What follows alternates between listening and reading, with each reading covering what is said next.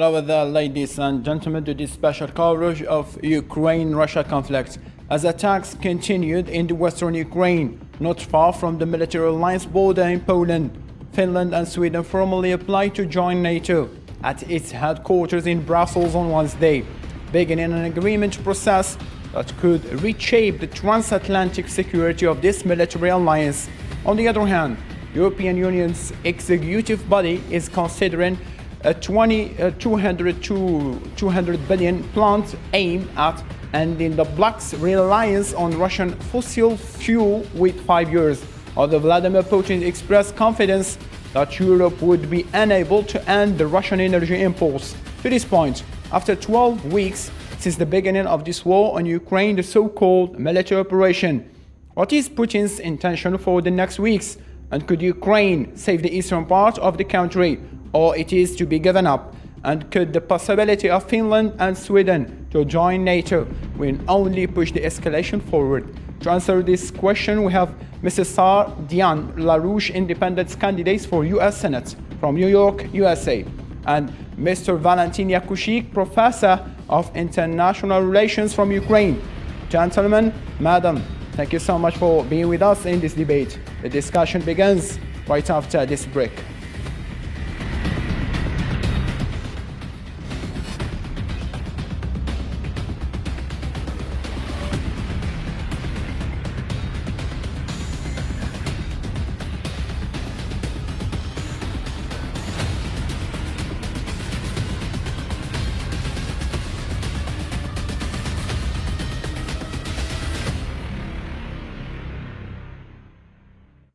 And before we delve into our discussion, let me read for you this piece of information. 8 people were killed and 12 others were injured after Russia launched a missile attacks on the village of Desina in the Chernihiv region of the northern Ukraine.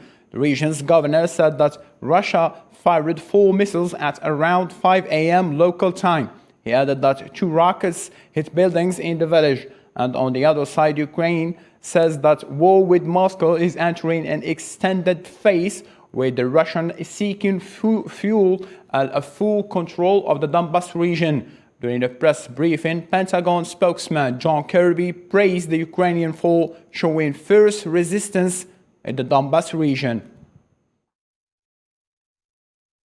But it's clear that the Russians still have an intent here to encircle and to occupy the Donbass and the eastern part of the country. I would add, Lita, that they have not succeeded in that.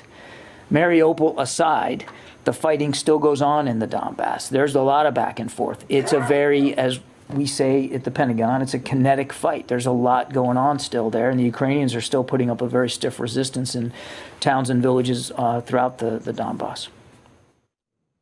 Mr. Valentin, I'll be starting with you since you are in Ukraine, close to the events happening. Based on the given information so far from the eastern part of Ukraine, as well as the new strikes in the northern part this morning, what is the fate of the Ukrainian soldiers in the hands of the Russian troops in Mariupol? And could the eastern part be saved? Well, now we witness a new phase starting in the war, when Russians are launching a new series of attacks in the east and in the north of Ukraine. We will see the results of this. Either Russians succeed and they go forward in Ukraine, occupying new territories, or Ukrainian soldiers can fight back. Nobody knows. Ukrainian soldiers' morale is very high, so it may be both ways. Equal forces now, equal correlations of forces between Russian and Ukrainian military, as Ukraine received a lot of military support from NATO, from the West in general. As to Ukrainian soldiers who became or will become very soon prisoners of war in Mariupol, there was a decision taken by Ukrainian leadership that fighting in Mariupol will stop because of any possibility to continue this fighting. Well, Russians are now taking the wounded towards their hospitals. They are treating them quite well, according to international norms. They have to do that now because in the previous phases of war, there were many cases when absolute misbehavior of soldiers as to civilians, as to others, connected with looting, with destruction. So Russians now try to show that they act according to the rules of the law governing the conduct of wars. Maybe 2,000 Ukrainians will be in captivity now. I'm sure that all they will be alive. Some of them Russians will try to take to a court, like in Ukraine also. Some Russian soldiers are taken to the court, those who were destroying Ukrainian properties, who were misbehaving as according to the rules of war. And I'm sure that soon there will be exchange of Ukrainian prisoners of war and Russian prisoners of war. There are many Russian prisoners of war in Ukraine. And it is very important that those soldiers and officers who were in Mariupol, that they come back to Ukraine, because Ukrainians await them. And also there is a very important political fact for the future. They are necessary for the preservation of pluralism of Ukrainian political system later. Many of them, they are not the mainstream.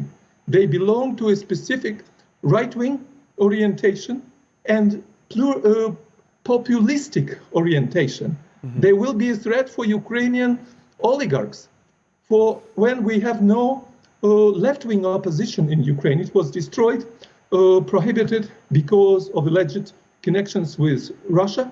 So it will be important to have a right-wing opposition to keep a little bit of balance in Ukrainian politics, to have the more pluralistic and more, how to put it, more nation-oriented. Because now there are so many forces who will not care about Ukrainian land, about Ukrainian infrastructures.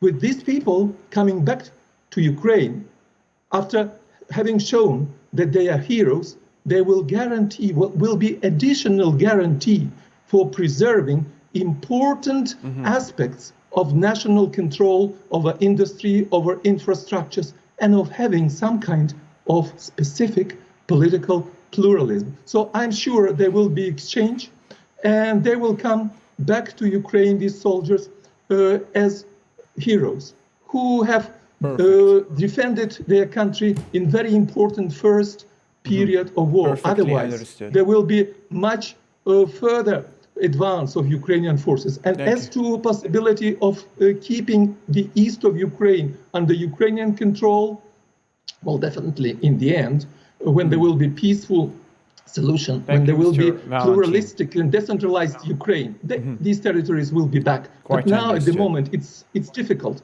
to re-establish control. So there will be serious negotiations at a later stage as to the status of Ukrainian territories which are currently occupied. Sorry to cut your train of thought, Mr. Valentin. We will come to this point. All right. Now, Mrs. Serrer, Russia's picture has changed in the whole world and precisely in Europe. So, as a politician, how can you consider this military operation so far? And what is the next step that Putin may take, taking into consideration that the continuous provocation, as Russia claimed, led by the Anglo-American policy to this operation?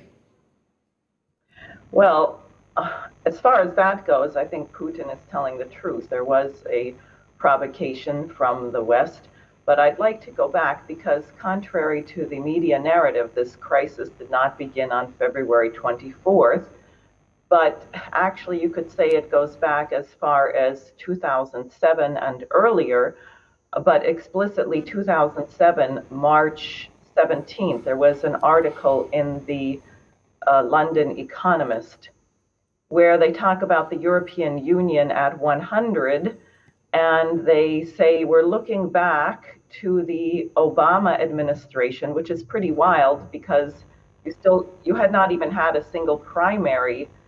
Obama wasn't elected till November of 2008. But they have this forecast that early in the Obama administration, when Putin was poised to invade Ukraine, Obama threatened Russia with nuclear weapons, and Russia backed down. So you have to ask, why were the British outlining this scenario already in 2007? And I think to understand that, you have to understand a forecast made by Lyndon LaRouche in July of 2007, where he said the entire transatlantic financial system is finished. It's impossible. You cannot avoid a collapse. That became manifest in the fall of 2008 with the collapse of Lehman Brothers. But what he warned, and you've seen it throughout history, is when you have a major financial crisis, there are elements that go for war as a means of reconfiguring what they call the balance of power. So, in a sense, this crisis has nothing to do with Ukraine or even Russia, but has to do with an attempt to establish an order to preserve a system which is completely and utterly bankrupt and which has already been rejected by billions of people across the planet. And I can say more about that, but we'll come to this point. Thank you so much, Mrs. Sarah. Now, moving on to the second point, Sweden and Finland, the non-aligned Nordic countries, have officially applied to join the world's biggest military alliance, making a historic shift on Wednesday. A move is driven by security concerns of the Russian-Ukraine crisis. The 30-nation bloc Secretary General warmly welcomed the request by Finland and Sweden, hailing it as a momentous moment. And I warmly welcome the requests by Finland and Sweden to join NATO. You are our closest partners, and your membership in NATO would increase our shared security. The applications you have made today are an historic step. Allies will now consider the next steps on their path to NATO. The security interests of all allies have to be taken into account, and we are determined to work through all issues and reach rapid conclusions. Finland, Sweden, as well as other neutral countries, have been participating in NATO military exercises for many years. NATO takes their territory into account when planning military advances to the east, so in this sense there is probably not much difference. Let's see how their territories is used in practice in the North Atlantic Alliance. Our only expectation from our allies is that they first understand our sensitivities, then respect them, and if possible, support them. So what are our sensitivities? Protecting our borders from terrorist attacks. Mr. Sir, coming back to you, don't you think that there is a sort of two-faced challenge between the NATO and even the EU leaders? In other words, some of them are trying to escalate the war, such as UK, Germany, whom they keep calling all the other countries to join the alliance. And on the other hand, Turkey and to some extent France are looking to have peaceful resolution close to the table. Yes, for sure. I think you can remember early on, even Zelensky was talking about the possibility of a neutral Ukraine, and Boris Johnson made a trip to Ukraine, or this was before the Russian military action, basically to ensure that Zelensky would not negotiate. And that's what I'm saying as earlier. This is almost a script that was preordained. Zelensky is one of the pawns. He's not allowed to negotiate because the intent is that this should be a war that goes on at great length. And I would say the danger is greater than people imagine, because when you get into combat between nuclear powers, because that's really what this is, it's between the US and NATO versus Russia, the possibility of a miscalculation, the potential, because I'm afraid the American leaders are rather delusional. We have people in the United States in our US Senate, which is one of the reasons I'm running, saying we should rain destruction down on Russia. That was said by a senator from Mississippi. So I think it's extremely dangerous. I would call on calmer heads in the West. There are many military veterans, intelligence veterans who are speaking out against this insanity, but it is absolutely the case that we are provoking Finland and Sweden were not under any threat. So why do they need to join NATO at this point? Understood. Mr. Valentin, how can you consider this move from Finland and Sweden? Is this decision comes to the scene only when Russia launched its military operation over Ukraine, or it was an already plan made before that? Well, I would disagree with my colleague Sarah that Finland and Sweden didn't feel threatened. Well, after the unprovoked Putin's attack on Ukraine, they really felt threatened, even though Russia would not attack them. It didn't need attack these countries. But with a similar pretext as towards Ukraine, Putin might have thought about attacking Estonia or Latvia, where there are many elements of Russian criticism towards lack of pluralism for the Russian-speaking people there. But with Finland and Sweden, they have excellent relations. But it is the sign of the unity of the West, and it's normal. Sweden and Finland were approximating NATO for a long time, cooperating with it, especially after they joined European Union in 1995. There is an important mission of Sweden and Finland within NATO. They are real pluralistic democracy. They are kind of learning state which cannot be easily manipulated. So they will play positive role in NATO alliance. At the same time, it's a very big challenge for them as they have accustomed to be neutral and non-aligned countries. Well, Finland, after the peace treaty which it signed with the Soviet Union in 1947, and Sweden, even from the Napoleonic Wars times, so they will have to readapt their people, their citizens, to new situation of being allied with the very powerful Western nations to which they will have to make concessions. And now there is a big challenge as to relations with Turkey. Turkish leadership is defending their national security and economic interests. They demand from Sweden and Finland what is important for the ruling party in Turkey. We will see how it will be resolved. Definitely there will be some kind of compromise or organized by the United States, definitely. But there are demands from Mr. Erdogan that these two countries do not support immigrants from Kurdistan, that they do not support Kurdish cause in the world. Well, there is demand toward the United States, twofold demand. One, there is a famous opponent of the ruling party of the president, Mr. Gulen. Well, they will demand some more actions limiting activities of Gulen and his supporters. And then the United States also have some sanctions against Turkey after Turkey decided to buy Russian anti-aircraft missile systems. So from Turkish position, it's a very clever strategic sign after which they will have some important concessions. And one small issue, Finland has a neutral demilitarized zone of Åland Islands. For me, as a political scientist, it's interesting whether the neutrality and demilitarization of these islands will be preserved or it will be also changed, especially when now Russia is much weaker than it was before. Perfect. We will come to this point, Mr. Valentin, in the lack of time, otherwise we'll stay here.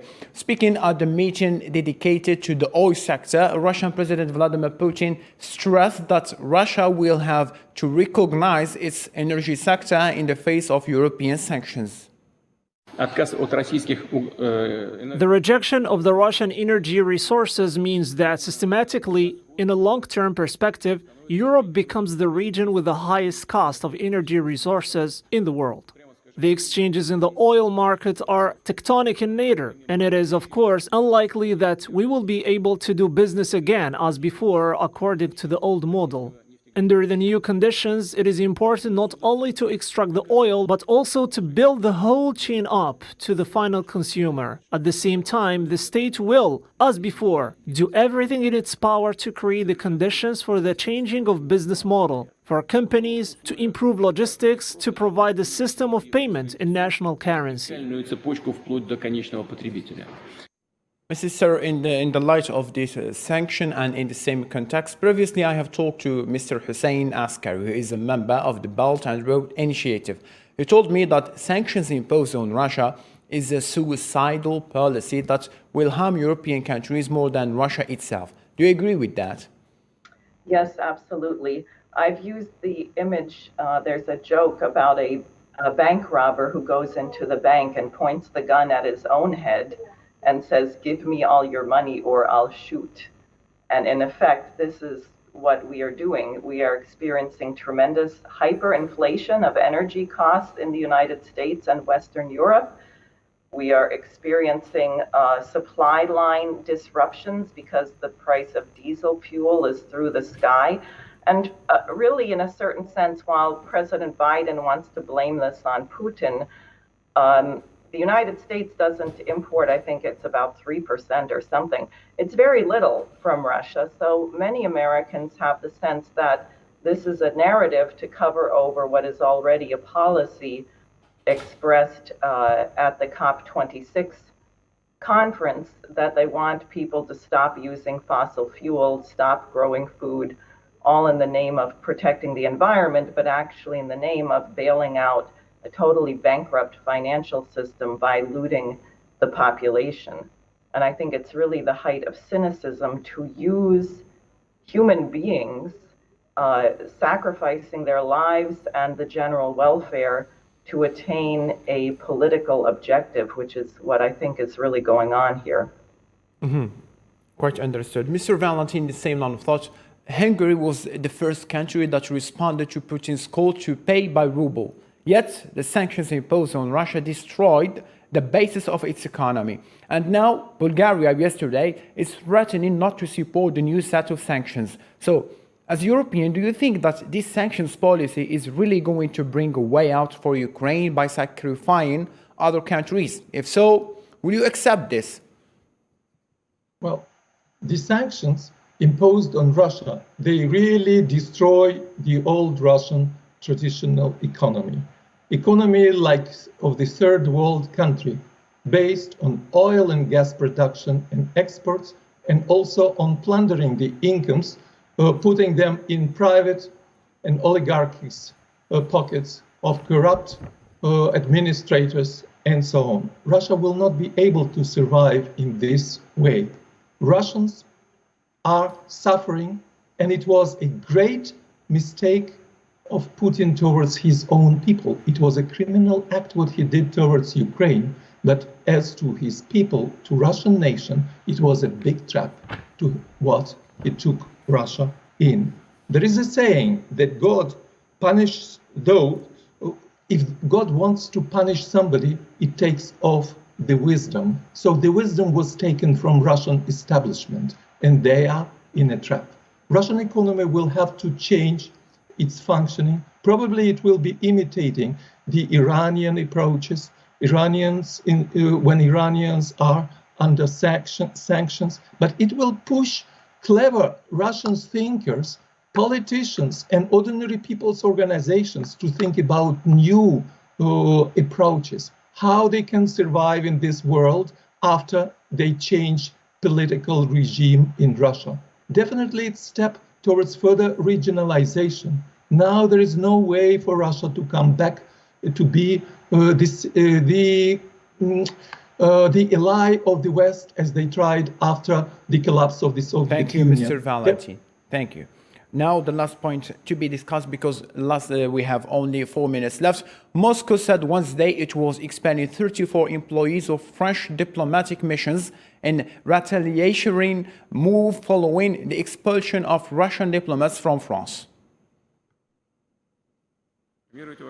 Russia has no problem with Finland and Sweden just because they decide to join NATO. Their application for NATO membership will not pose a direct threat to Russia, while Russia will certainly react if there is an expansion of military infrastructures on the territories of these countries. How exactly does Russia respond will depend on what kind of threat is posed to Russia.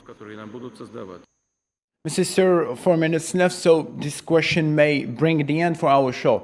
Don't you think that the recent events, NATO new membership, Russia expelled French diplomats, new wave of sanctions, some countries refuse this new set of sanctions, will only lead to escalating the war, and Ukraine is being sacrificed so far as long as this operation continues? Yes, it will. And I would like to say there's also effects in the United States of supporting such actions. You heard recently, and I was actually campaigning in the Buffalo area when this young man shot and killed 10 people and injured a number of others, and had an insignia of the Black Sun, which is also used by the Azov battalion. When we fail to condemn the revival of Nazism, when we pour billions of dollars of weapons into conflicts, including arming ISIS and Al-Qaeda, then we cannot be surprised when such acts of criminality occur in our own nation. And that's why the only way out of this is that nations must come together to create an entirely new security architecture which respects the sovereignty of each nation and the need of each nation to have basic economic security, a basic decent standard of living with clean water, electricity, a modern healthcare system. I believe, even in the face of this, if nations could come together in the Treaty of Westphalia after 30 years of religious war, then it has to be possible for mankind to come together now to establish a principle based on a new means of resolving conflict, which does not include military force. Understood. Mr. Valentin, after this new pack of sanctions, do you still think that Russia will come over all Ukraine again, or the main focus will be on the eastern part? I was saying maybe from the fourth day of war that Russian leadership has already lost the war. What they planned, it was not possible to implement after it became a patriotic war of all Ukrainians who united and are fighting back. So it doesn't matter how far Russian troops will go into Ukraine. As I said in the beginning of today's discussion, I said maybe there is chance that they can occupy some more territories, but they cannot win Ukraine. It will be a protracted war. It reminds me the situation, the beginning of the First World War, when each empire wanted to win and was sure, but in the end, there was end of empires. I think, and I'm sure, that this war will lead to the change of regime in Russia. It will be new populistic regime of one sort or another, and it will be in many other countries. Now the world is in a much worse economic and social situation. It is just the beginning of global changes. And it's important that there is unity of people who can think, who have heart, and who have responsibility to the world society and to their own countries. Thank you so much, Mr. Valentin. Mrs. Sir, a few seconds left. The floor is yours. This is your first intervention with us. Put an end for this show.